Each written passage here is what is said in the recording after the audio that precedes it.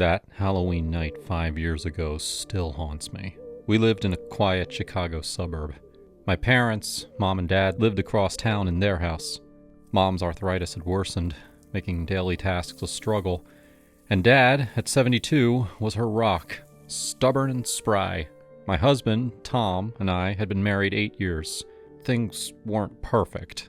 His sales job kept him away, and my nursing shifts at the hospital drained me. We didn't have kids, which stung, but we were trying. It was around 8 p.m., the air sharp with the scent of bonfires and candy. Our porch sported fake cobwebs and jack-o'-lanterns that Tom had carved poorly.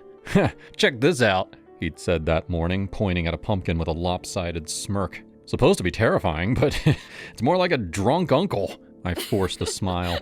Things felt strained lately. Little fights, silences. I was in the living room, refilling the candy bowl when the doorbell rang. Tom, munching a Twix, stood up. "I got it," he said. No trick-or-treat followed. Just an odd quiet. "What the hell?" Tom muttered. I peeked out and saw a man on our porch, a burlap sack over his head with eye holes cut out, like some horror movie creep. He stood silent, then stepped forward, like he was walking right in. Tom's face hardened. "Back off!" he yelled, shoving the guy hard. The figure stumbled, arms flailing, and fell backward off the step. His head hit the concrete with a sickening crack. "Tom, what did you do?" I screamed, dropping the candy bowl. M&Ms scattered like confetti. I ran outside as Tom stood frozen, hand still out. "He was coming in! I thought he was some nutcase!" I yanked off the sack, and there was Dad's face. "Oh, God! Dad!" I cried, checking his pulse. It was weak. "Call 911, Tom! Now!" The ambulance lights lit up the street. Neighbors gawked. "Was it a break-in?" one whispered. "No, it was my dad, pulling a stupid prank." Dad loved pranks. As a kid, I'd find fake snakes in my backpack, or he'd jump out in a vampire mask. "Keeps things fun," he'd say, winking. I should have known it was him, but that bag, that silence, it was too much. In the ER, I paced, calling Mom. "Emily, what's happened?" she asked, voice shaky. "Dad's hurt bad, Mom. He fell." "We're at the hospital." She arrived, hobbling on her cane, her face pale. "He said he was going to scare you, too. I told him it was foolish." The doctor's words were a gut punch. Severe traumatic brain injury. Skull fracture. Brain bleed. He may not recover fully. Mom clutched my hand, sobbing. "My George, he just wanted to make you laugh." Dad woke up, but he wasn't Dad. He slurred words, couldn't walk, needed constant care.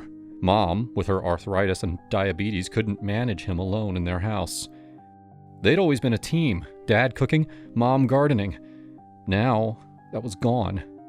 Tom tried to help, driving Mom to the hospital, but I couldn't look at him without seeing Dad's fall. "It was an accident," Tom said one night, his voice low over dinner. "I didn't know it was him. You pushed too hard. You always do. Like that bar fight last year. Punching that guy for nothing. He was coming at us. What was I supposed to do? Let some creep walk in? Think for 1 second. You broke my family." We tried to make it work. I'd visit Mom and Dad daily, watching Mom struggle to feed him, her hands trembling. "I can't do this alone, Emily," she said, tears in her eyes. "He doesn't even know me half the time." "I know, Mom. We'll figure it out." We didn't. Dad needed full-time care, and Mom's health was failing. I found them a spot at Willow Creek Convalescent Center, a sterile place with faded curtains and overworked staff. Dad sat in a wheelchair, staring blankly. Mom held his hand, talking about old times. "Remember our lake house, George? You caught that big trout." I'd ask the nurse how's he today. "Stable, but no real change." Stable. Like that meant anything. Tom kept trying. "I'll pay for better care," he offered one night, handing me flowers. "I'm so sorry, Emily." "Sorry doesn't fix it," I said, tossing the flowers on the counter. "Every time I see you, I see him falling." "Why can't you forgive me?" Tom asked, slamming a cabinet. "I was protecting you because you destroyed us. Get out." I filed for divorce a month later. It was quick, no kids, just a house we sold. I moved to a small apartment near the hospital, closer to Mom and Dad. Friends tried to help. It wasn't Tom's fault, my friend Chia said over coffee. Your dad's prank went too far. He should have waited, I said, stirring my latte. He's always been reckless. Mom died 2 years later, her heart giving out. Love you, sweetie, she whispered, her last words. Dad lingered another year, unaware, until pneumonia took him. I was alone, 42, with a job and an empty apartment. I have been dating a bit, but nothing has worked out yet.